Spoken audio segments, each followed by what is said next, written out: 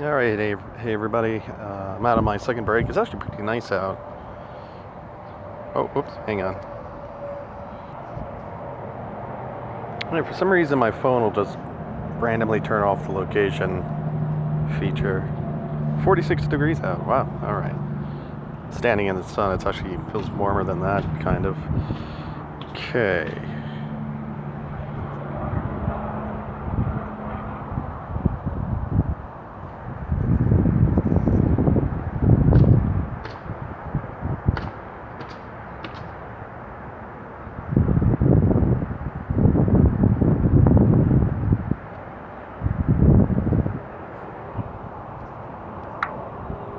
It was pretty interesting. I've never seen something like this. Well, I probably have. It's like a fried liver, lowly attack combination, not those things too.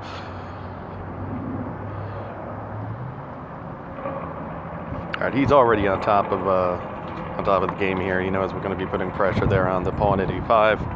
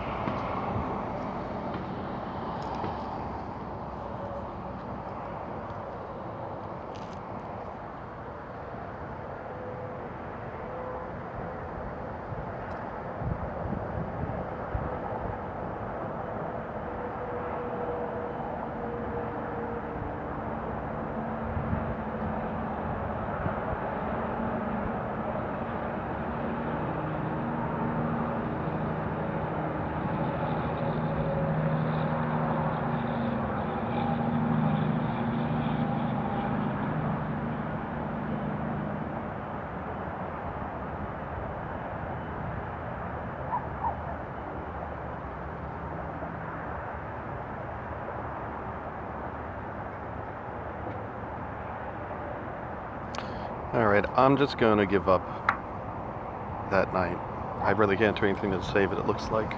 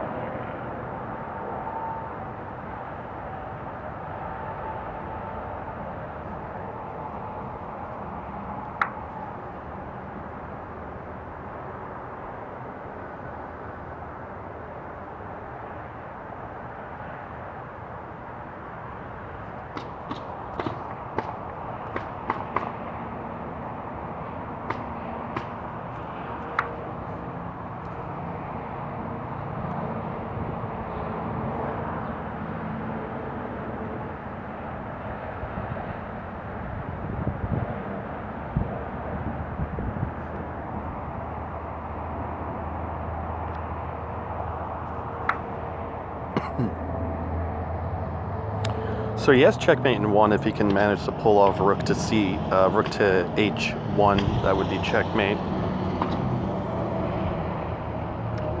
But obviously, I'm going to do my best to prevent that.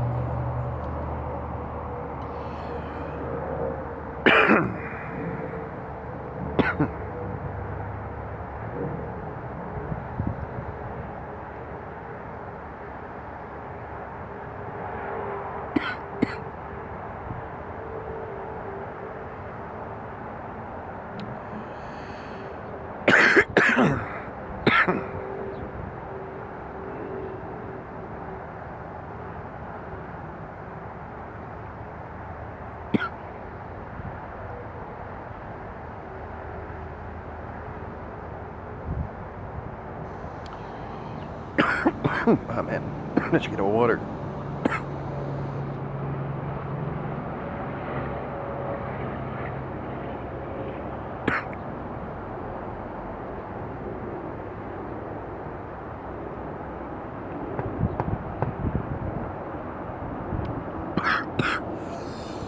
Just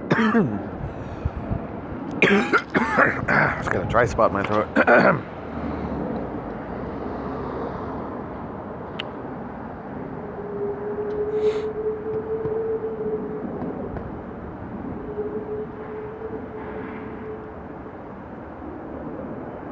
All right.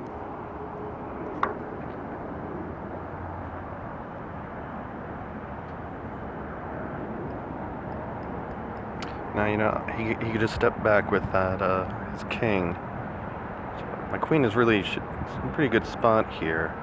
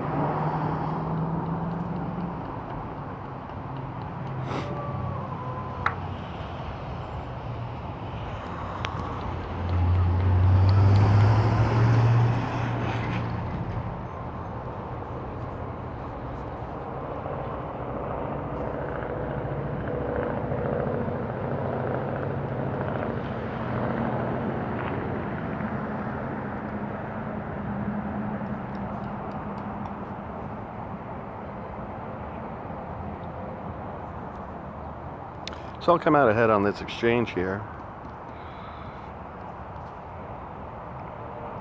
It's only a pawn, but it could be helpful. One good thing is I'm also targeting now its pawn at c2 with both my light squared bishop and my rook at c8.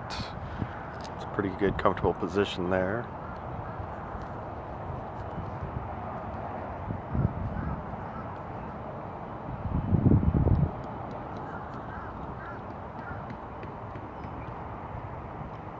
Now I'm actually going to play this.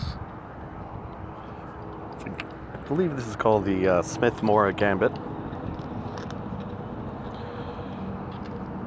You know, sometimes players will deliberately allow their opponent to take 2 pawns. This is a nice strong position here.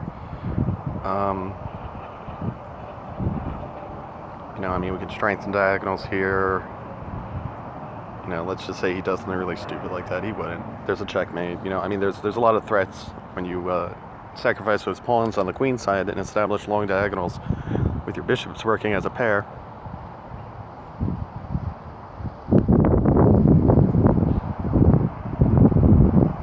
Okay, I can comfortably play this now.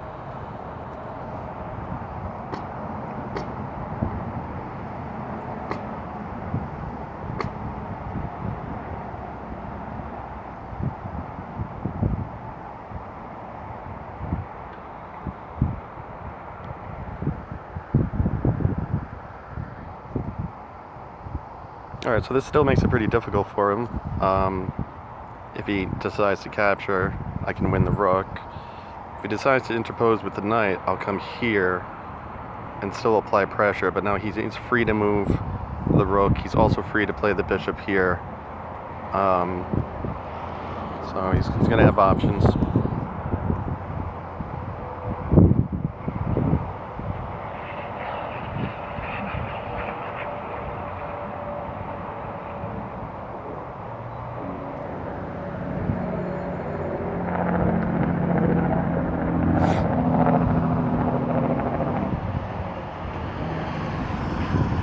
Wait a second.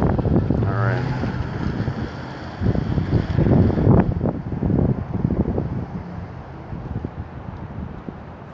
Yeah, I'm gonna have to fall back with the pawn to here, the bishop rather, to here. One main reason why I do that is now this little, which could have been a checkmate, is no longer a checkmate, and also the rook's out of the way. That's also a tactic people use sometimes to win a rook.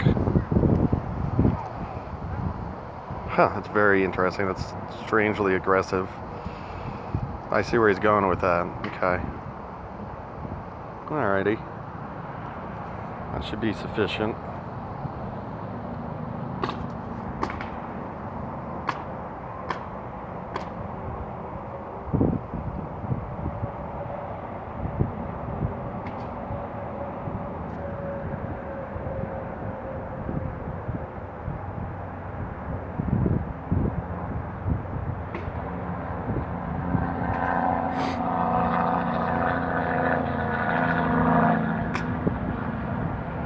So this will effectively win that pawn that's on the c file at c5. He can't, well, you know what, he can just sit there with his king, to be honest, right now. He doesn't have to move the king.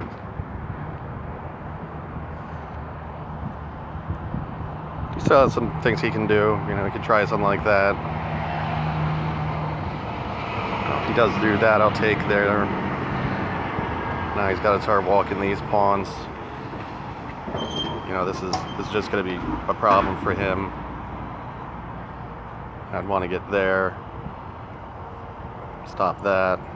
Now, you know, it's looks like the game would end, you know, pretty quickly.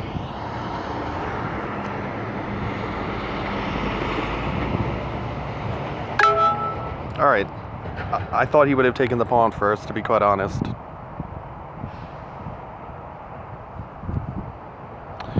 Now, if he takes with his queen, you know, let's say I do something like this. I spend a couple tempo. Let's say he does that. So there I can pin the queen. You know, an exchange would be the best idea for me at that moment. So I thought I kind of had a disaster in that game, but it seemed to be salvaging it as best I can.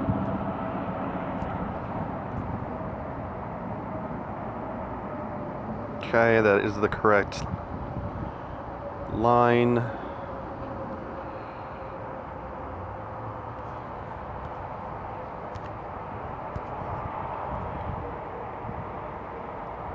Huh, alrighty.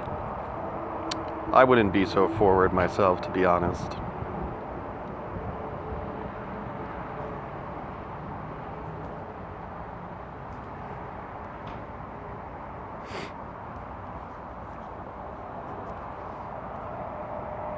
Oh, you know what? Let me look at that game. I think I had a better move.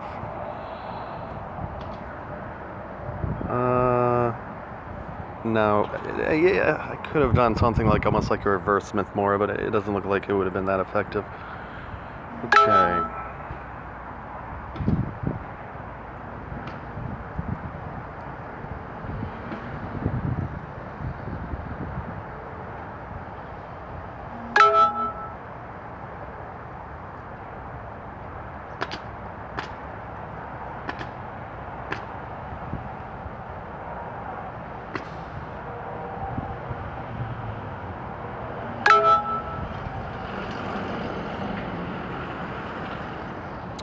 Alright, this is a little risky, but I'm gonna play around with this idea here. I'm gonna have to unpin the knight almost immediately. You know, now I'm way ahead on any exchange here, so he won't be foolish enough to go for the exchanges. But alright, that was my alarm. I got ahead and